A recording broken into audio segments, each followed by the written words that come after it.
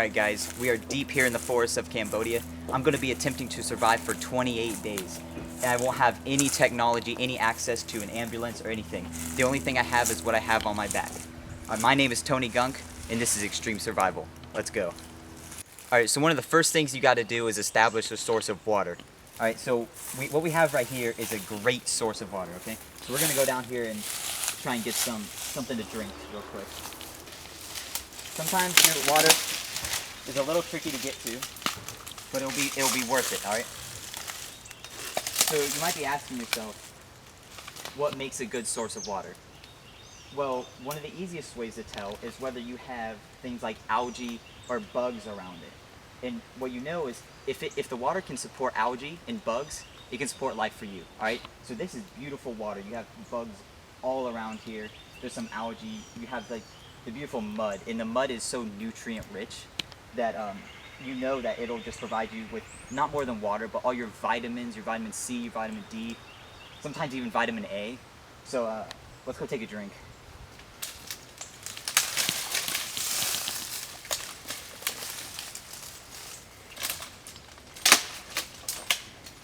Alright, so right now we're going to try to find some food. Usually there's some berries or some flowers that we can eat. You see this right here? Definitely don't want to eat this, alright? Purple. If anything's purple in the wild, that means it's bad, alright? This right here. This is called a Kazakhstani hydrangea. These can be eaten, but I hate the taste of these, so I'd rather starve than eat that crap. Oh!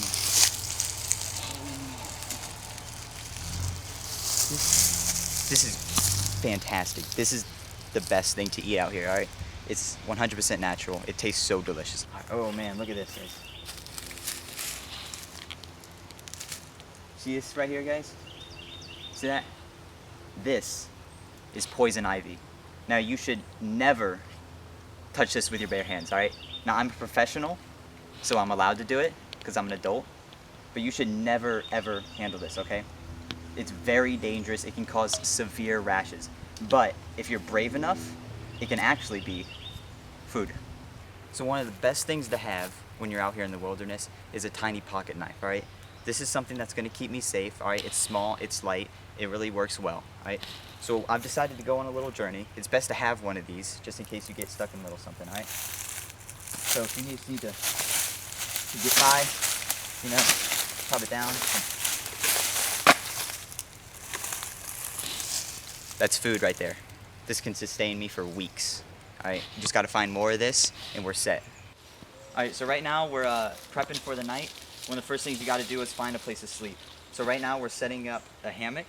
This is actually my dad's hammock. He built it back when he was in Vietnam purely out of reeds and fibers. Alright, it's incredible. It's one of the best hammocks you ever see. You cannot buy this at Walmart. Can't even buy it at Publix, okay? This is pristine fibers right here, alright? What's special about this hammock is that it is all 100% American made, alright? No Chinese bullcrap, alright? It is completely vegan friendly, okay? So if you're into all that bullcrap, you can use this hammock too. No animals are harmed. Pretty good hammock. It can work in any terrain. I used it in the desert one time in the Sahara. Alright, one of the first things you gotta do to survive in the forests of Cambodia is you gotta find a way to light a fire. Alright, and the first thing you're gonna need is stuff to light. Alright, one of the best things to do is get some of these leaves and some of these twigs. Alright, they're both brown, so they light very easily. Now we're gonna go look for some better things to light a fire with. Alright, let's go. Alright, so right now we're scavenging the forest to find some things to build our fire with, alright? So one of the easiest things to do is find stuff like this, right? Kind of look for some more of that, some more of this kind of stuff.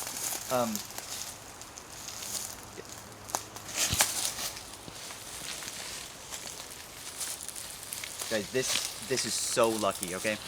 This is one of the best things to light a fire with, alright? I can't believe I just found this in the woods. It's like, it never grows in this region. Like, it only grows in like Central Asia. This is insane. This is gonna make it so easy to light a fire with. All right, so after a long day's hard work, it's time to hit the hay. So we got our hammock here.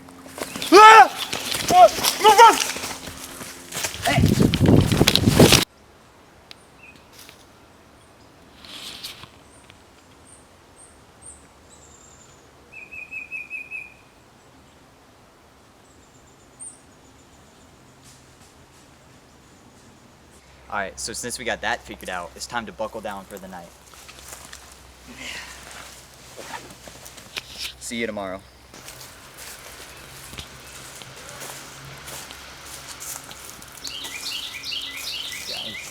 Guys, this is an ancient Mayan ruin, alright?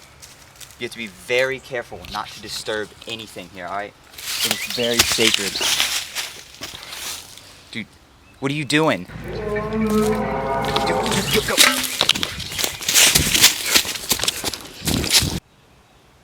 So my favorite thing about coming out here is just the scenery, you know, being out here with the nature. So you always got to respect the wildlife. Very important. You know, but sometimes you got to do what you got to do. You know, sometimes you got to eat. Sometimes you got to drink, you know.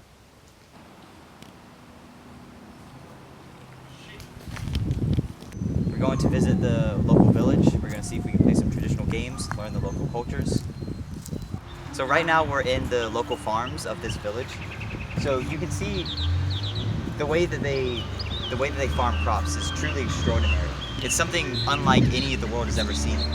This village in Cambodia was actually the first to develop irrigation in the Southeast Asia region. It's really incredible how they grow crops. Like, this whole area feeds their entire village of 50 people. It's insane. Most of the stuff here isn't even edible to the common white man. So what's truly fascinating about this tribe's irrigation system is the way that they build the parts. So everything that they build these parts with is made within 1 mile of the tribe. Everything that they use, everything that they make with it, you know, what they harvest, how they produce it, is made here in the tribe. So this isn't from China or anything, right? This is from the forests of Cambodia. Now these things, I don't really know what they're made out of. I'm no engineer. I'm just Tony Gunk, Extreme Survivalist.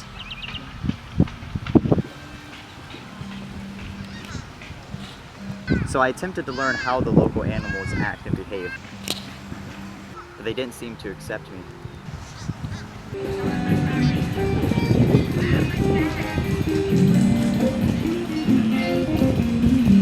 Keep it right.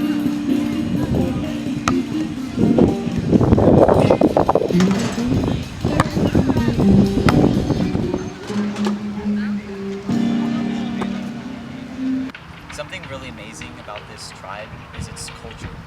Like, you can hear the music in the distance. They're partying or something, some kind of sacrifice. I don't really know.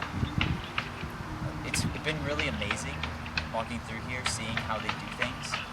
It really opened my eyes. I might change the way that I do things at home.